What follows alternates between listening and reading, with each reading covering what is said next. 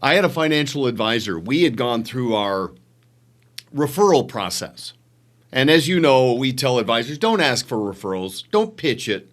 Position it as a service. Don't pitch it as a favor you're asking of the client. It makes you look needy.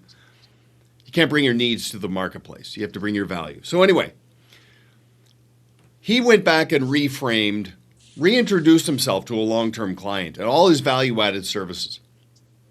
And then he said to him, he said, look, the most fulfilling thing I do as a financial advisor is help people tune out the noise, make informed decisions, and look to the future with anticipation rather than apprehension, even if they're not a client. If they're a friend of a client, that's still the most fulfilling thing I do. So if you ever feel compelled to introduce someone to me, I'll talk to them. They don't need to become a client. They're important to you, they're important to me. So he went through that with a client, a long-term client who'd never referred anybody to him. Okay? Soon after the reframe, gets an introduction.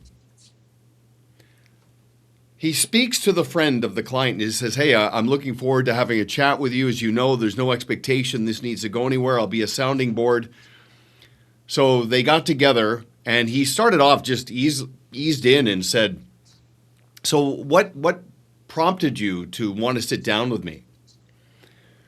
And you could see he told me, he said you could see this guy was carrying a heavy load, a burden of anguish and, just stressed. And anyway, long story short, he said, my dad passed away and I'm responsible for dealing with all of this in our family. And he said, I knew my dad was doing well. Turns out he was doing extremely well, like shocking. And lo and behold, he said, I always knew he collected coins from around the world. And turns out his coin collection was worth something like, I don't know, say $300,000, which in the grand scheme of things was almost a rounding error, but still substantial. Mm-hmm. So the prospective client's telling the advisor this, and he said, I sat down with my advisor, and my advisor told me to sell it and invest it. And it just didn't sit right with me. So I talked to my friend who's your client. He told me to talk to you. So that's why I'm here. I just want to know what you think I should do.